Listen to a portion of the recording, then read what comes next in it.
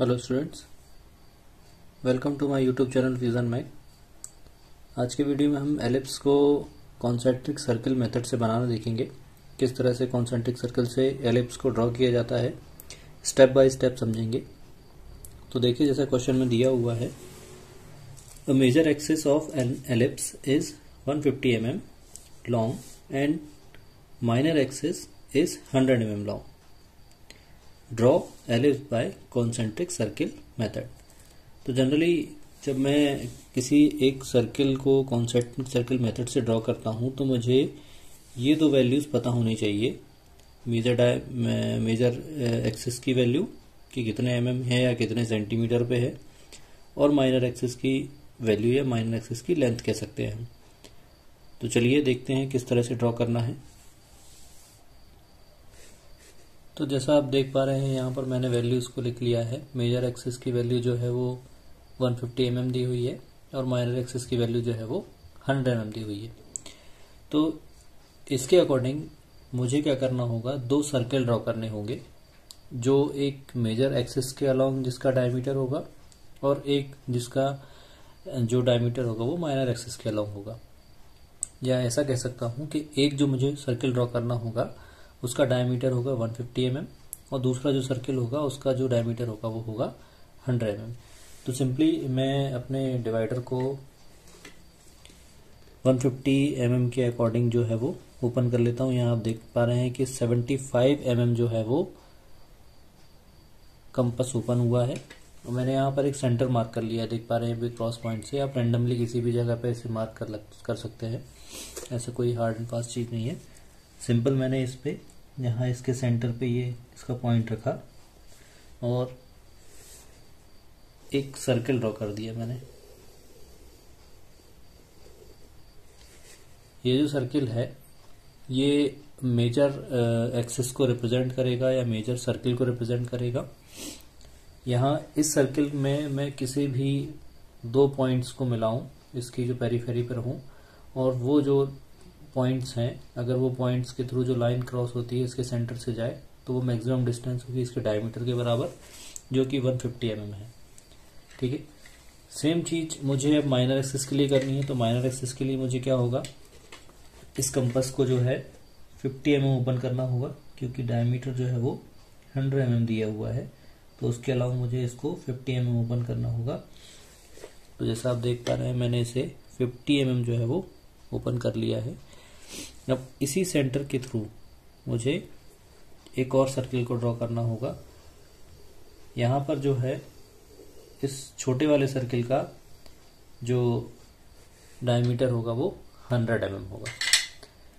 तो सिंपल मैंने दो सर्किल ड्रॉ किए हैं।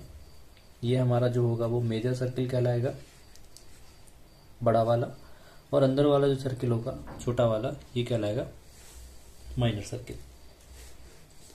अब इन सर्किल के लिए मुझे एक हॉरिजॉन्टल लाइन खींचनी होगी जो इसके सेंटर से होकर जाए। जैसा आप देख पा रहे हैं, मैंने स्केल को रखा हुआ है। अब इस स्केल को मुझे इसके सेंटर से मैच करते हुए लाइन को ड्रॉ करना होगा।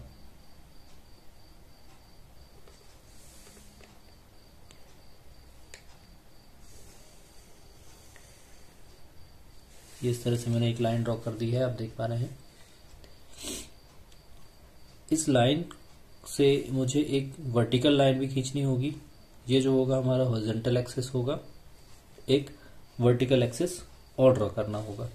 अब वर्टिकल एक्सिस ड्रॉ करने के लिए या तो मैं सिंपली यहाँ से इसके सेंटर से 90 डिग्री से हम इसको मेजर करते हुए खींच सकते हैं, या फिर सेट स्क्वायर की हेल्प से भी हम इसको ड्रॉ कर सकते हैं। तो मैं यहाँ पर इसी कंपास के थ्रू जो है, मैं इस प्रोटेक्टर में जो इसमें दिया हुआ है, इस प्रोटेक्टर के थ्रू मैं 90 डिग्री को ड्रॉ कर रहा हूं।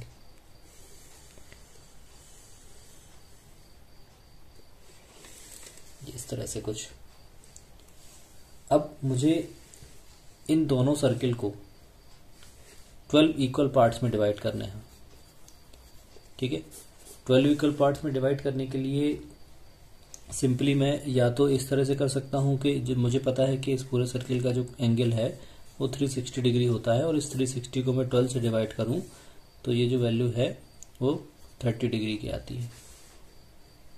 ठीक है, या तो एक तरीका ये है, या फिर सिंपली जो अभी मैंने ओपन की है हमारी ये डिस्टेंस, इस डिस्टेंस से जहां जहां ये दोनों एक्सेस जो है क्रॉस पॉइंट है इस सर्किल के, इस छोटे वाले सर्किल से मैं आर्क लेके कर सकता हूँ। तो आर्क वाली मेथड मैंने जब मैंने साइक्लॉइड बताया था तब बता दी थी आपको, चाहे तो आप प्रीवियस वीडियोस देख सकते हैं।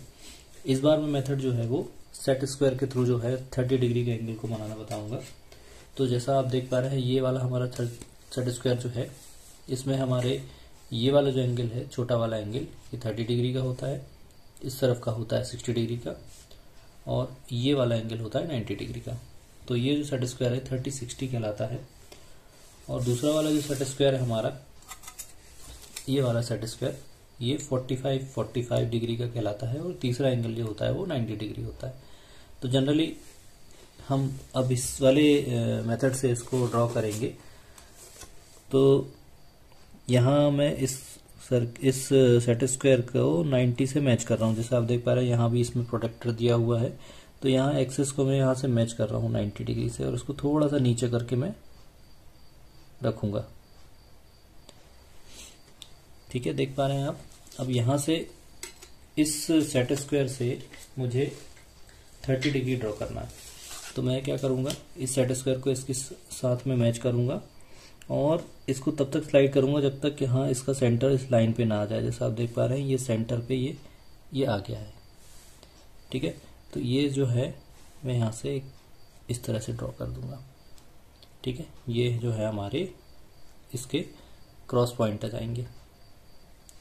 सेम इसको वापस से मैं पलट के रखूंगा इस तरह से। अब इसको पलट के रखूंगा तो यहाँ आप देख पा रहे हैं ये फिर वापस से यहाँ टच हो गया। ठीक है, अब वापस से दो मैंने कट पॉइंट ले लिए, ये 30-30 पे ले लिए हैं दो कट पॉइंट।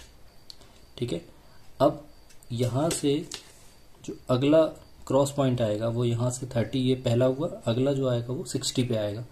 तो 60 पे आने के लिए मुझे क्या करना होगा, इस वाले सेट स्क्वायर का 60 एंगल जो है वो लेना होगा।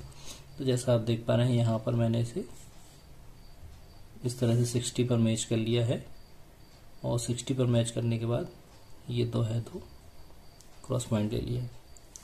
सिंपल वापस से इस सेट स्क्वायर को मैंने घुमाया, और ये इस तरह से क्रॉस पॉइंट हो गया। तो यहाँ मैंने ऊपर वाले हाफ सर्किल के इक्वल 6 पार्ट कर लिए, मतलब 3 पार्ट्स इस तरफ और 3 पार्ट इस तरफ। ठीक है, सिंपल ये जो लाइन है इसको मैच करते हुए मुझे अब रिमेनिंग पार्ट के भी इक्वल पार्ट्स करने होंगे। तो मैं इसको सिंपल एक लाइट लाइन के थ्रू यहाँ तक क्रॉस करते ले जाता हूँ, ये इस तरह से।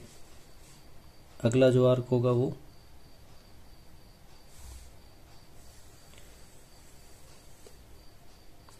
इस तरह से, और ये सभी जो क्रॉस पॉइंट हैं और सेंटर की लाइन जो है वो आपस में मैच करती हुई जाएंगी।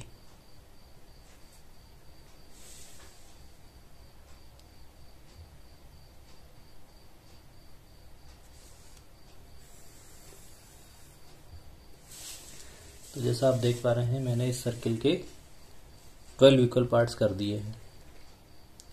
अब चाहे तो मैं इसकी नंबरिंग भी कर सकता हूं। नंबरिंग के लिए मैंने इसे दे दिया है 1, ये 2, 3, 4, 5, 6, 7, 8, 9, 10, 11 और 12। इस तरह से मैंने 12 इक्वल पार्ट्स यहाँ पर किए हैं। बाकी के 12 इक्वल पार्ट जो है इनकी भी नंबरिंग करनी होगी। तो यहाँ पे इनको नंबर देता हूँ मैं 1 dash, 2 dash, 3 dash, 4 dash, 5 dash, 6 dash, 7 dash, 8 dash, 9 dash, 10 dash, 11 dash और 12 डैश। ठीक है, सेंटर को भी मैं एक नाम दे देता हूँ O। तो इस तरह से मैंने इन दोनों सर्किल्स के बराबर पार्ट कर लिए हैं। अब मेन जो इसका ड्रॉ करने का पर्पस है वो हम देख लेते हैं किस तरह से इसे ड्रॉ करना है। तो एक सिंपल सा याद करने की ट्रिक या कि जो भी कहें हम उसे, जो भी हमारा आउटर सर्किल होगा या मेजर सर्किल होगा, इससे हमेशा वर्टिकल लाइंस ड्रॉ होंगी। इस तरह से मैं एक ड्रॉ करके दिखाता हूँ आपको। सिंपल मुझे क्या करना होगा, वापस से वही मेथड से इसे मैंने लाइन से मैच करके रखा है। देख पा रहे हैं आप, यहाँ से ये वाला लाइन जो है वो इससे मैच हो रहा है। ठीक है, इस वाले सेट स्क्वायर को मैंने इस तरह से रखा, 2 वाले पॉइंट से, जैसा आप देख पा रहे हैं, सेट स्क्वायर से मैं इसको नीचे लेके आ रहा हूँ। ठीक है, सेम इसको स्लाइड करते हुए ले गया मैं 3 पॉइंट पे, 3 पॉइंट से भी वापस इसको नीचे लेके आया हूँ।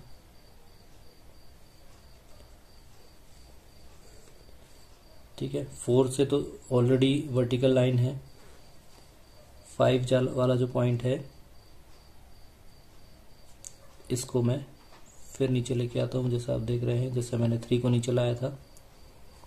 और 6 वाला जो पॉइंट है इसको भी नीचे लेके आता हूँ। तो इस तरह से मैंने इन सभी पॉइंट्स को वर्टिकली डाउनवर्ड्स ड्रॉ कर लिया है। यही प्रोसेस मुझे रिमेनिंग जो हाफ सर्किल है इस पर रिपीट करनी है।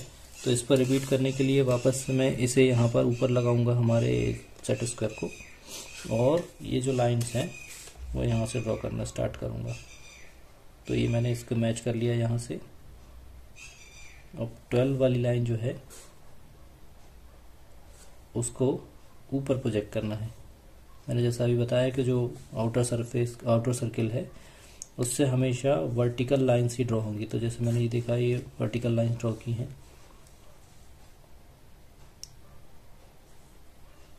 9 से भी वर्टिकल लाइन ड्रॉ की है और 8 से भी वर्टिकल लाइन ड्रॉ की है। ये आप रोलर स्केल से भी कर सकते हैं।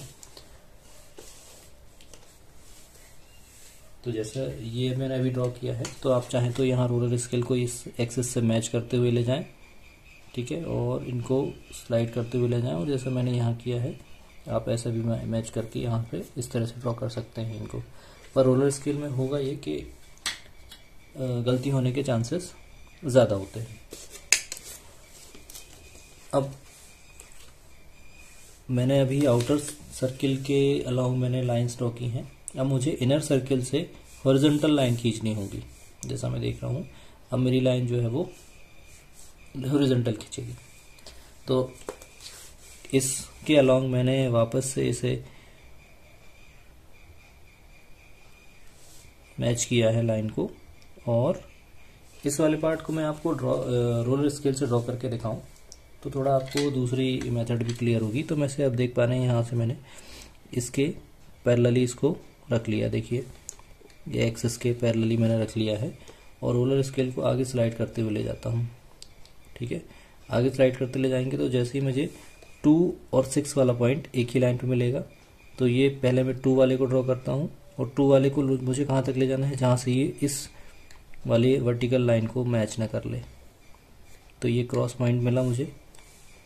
सेम यहाँ 6 वाले को कर लूँगा, आगे बढ़ेंगे 3 डैश और 5 डैश वाली पॉइंट को आगे बढ़ाएंगे इस तरह से।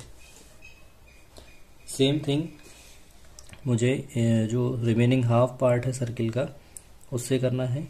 तो ये 12 डैश की लाइन है, और इस तरफ आप देख पा रहे हैं 8 डैश की लाइन है।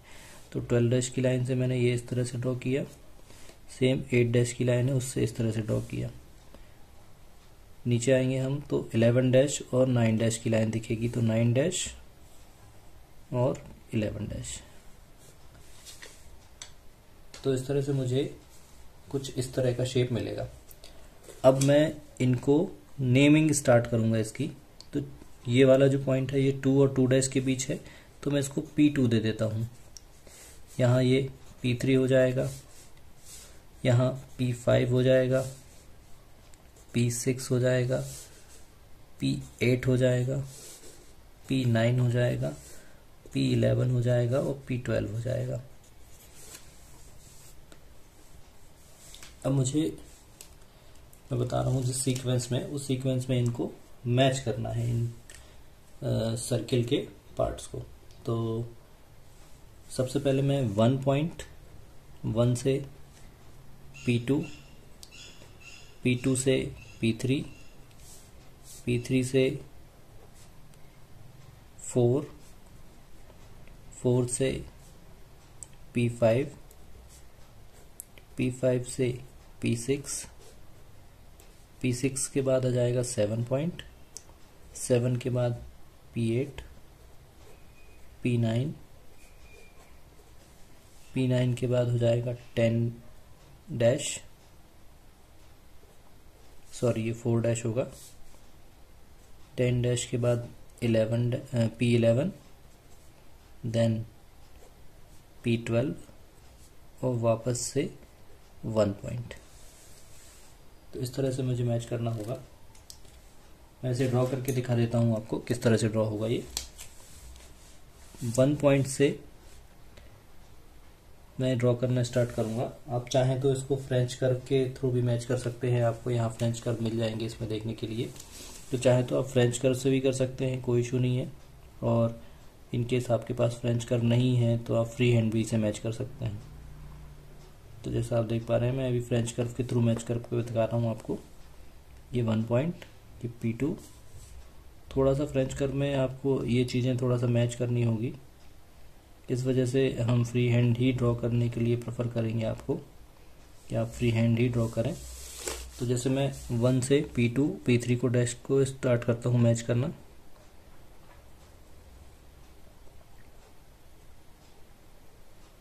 वन, ये हो गया P2, P3, फिर मुझे 4 डैश को मैच करना है, तो ये 4 डैश, 4 डैश के बाद P5, P5 के बाद P6, P6 के बाद P7, P7 के बाद P8, P9, फिर 10 डैश, फिर 11, P11, P11 के बाद P12 और देन वापस से 1। तो आप देख पा रहे हैं ये जो शेप है वो एक एलिप्स का शेप होगा। आई होप आपको इसके ड्राइंग की पूरी प्रोसेस क्लियर हुई होगी। इन केस किसी पॉइंट में आपको इशू हो तो कमेंट बॉक्स में आके कमेंट करें और मेरे चैनल फ्यूजन मैक को लाइक करें, सब्सक्राइब करें। Thank you for watching.